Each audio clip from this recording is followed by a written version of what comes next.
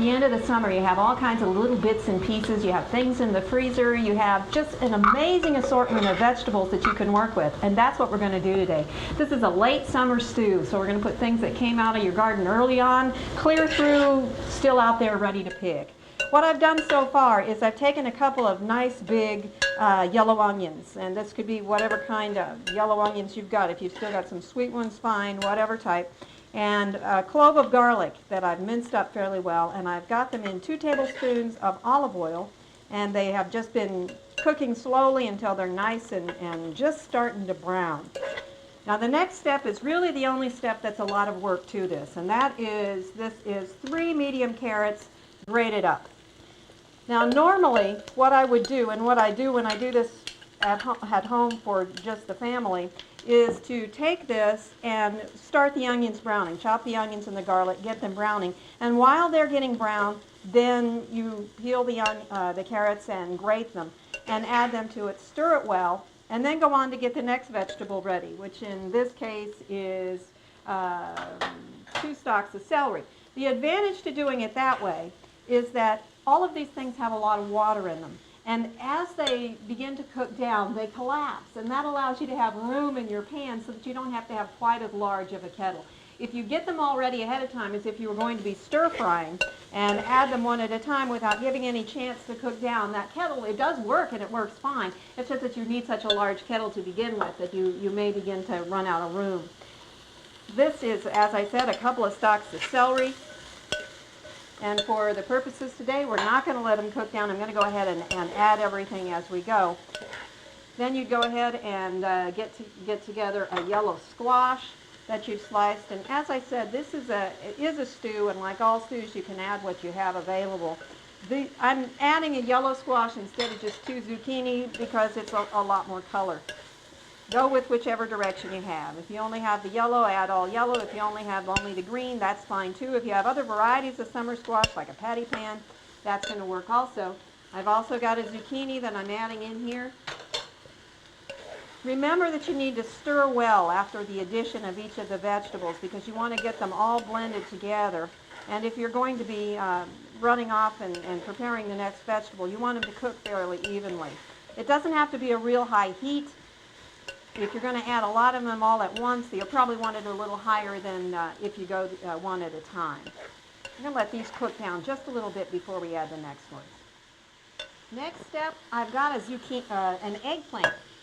And notice that I didn't peel it, I didn't chop it finely. All the pieces don't have to be the same. And one of the nice things about this way of using eggplant is that it doesn't require any extra oil other than what you've got in here already. So we're going to stir that in. And just make sure that it all gets covered in here so that, again, the flavors start to develop and it all starts to cook nice and evenly. The next thing we're going to add is some frozen green beans. It's doubtful that anybody is going to have fresh green beans at this time of year. The frozen ones work exceptionally well. That's about, half a cup of green beans. And also to that, I've got 3/4 of a cup of frozen peas that we're going to stir in. This, you can see, we're adding so many different colors that this is just going to make it delightful to look at. The thing that would take the longest to cook, the carrots, we've cut down into tiny pieces, so it's going to cook, and we've also added it early on, so it's going to cook fairly evenly along with everything else. Now, believe it or not, we're still not done. I've got a green pepper that we're throwing in there.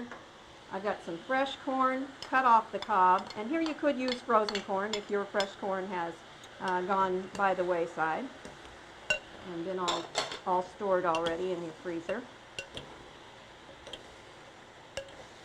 If you still have fresh tomatoes, you can, before you start, blanch and peel about 4 medium tomatoes.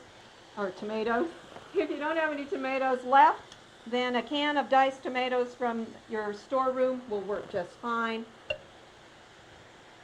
And stir that in as well. Now you can see how colorful this is. You can just imagine how many nutrients are in there. It's amazing. There's like, let me double check so that I don't get it wrong. But I think, yeah, there's 100% of the vitamin C that you need in a serving. There's also over 200% of the vitamin A. There's 25% of the folacin, 25% of the potassium. It's just amazing. The last ingredient that we're going to add is some cauliflower. Now this is done a little bit differently than most of the cauliflower you see added to things like this, in that it is just sliced as opposed to broken into the cauliflowerettes. And that's going to let it cook a little bit longer than it might have otherwise. Another interesting thing about this particular recipe is what happens to it next. We're going to let this simmer until all the vegetables are tender, but you don't want to overcook them by any means, particularly the last ones that you add in. Basically, those are the ones that you're going to be double checking to see when they're done. What's going to happen next is as you get this to the point where the vegetables are tender, you're going to set it aside because you want to have a chance for all those flavors to develop. And this is then going to be served when it's basically room temperature, as opposed to something that would be really hot. This could be a main dish along with some crusty bread, but it can also be used as a side dish, in which case you may want to cut down the whole thing in half so that you don't have it for so many days afterwards. This, as a main dish, would be about 8 servings, could be as many as 10, depending on how hungry people are. What's going to happen next? All of these things are going to get nice and tender, and we're going to stir in half a teaspoon of dried basil, half a teaspoon of dried oregano, half a teaspoon of thyme, and then however much pepper you like. If you like it a little bit more spicy, go ahead and add more. I'm adding about a half a teaspoon of black pepper as well. And just really stir those in, and just turn the thing off and let it sit for about 30 minutes. Now I have one that has done that, and I'm going to show you the last trick to this recipe. The last thing that we're going to do is that you find that herbs and spices and seasonings often give you different flavors depending how long they're in the mix. And so garlic that's added early on is going to mellow out and give you a great smooth flavor. Garlic added toward the end is really going to peak it up, is going to give you a much more sharp perception of garlic. So what we've done is we're using 2 cloves of garlic in this. We added 1 way at the beginning with the onion, so that one's mellowing out. It's going to have a nice blended flavor. The other one we're adding now. And the first one I minced. This one I'm going to crush because I want the, or press, because I want all the flavor that I can get running through there. And so now we're going to simply take that one and stir that in.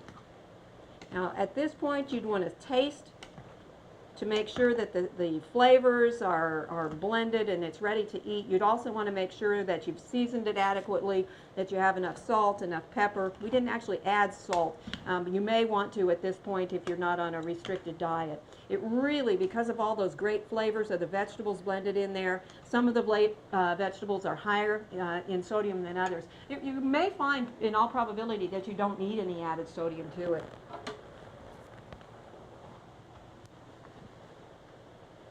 The first time I served this, I thought it might be a little bit soupy.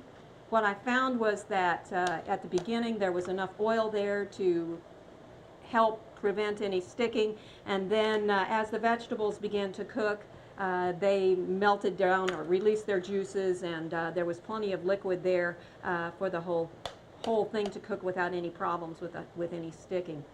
It's a great way to end the summer season.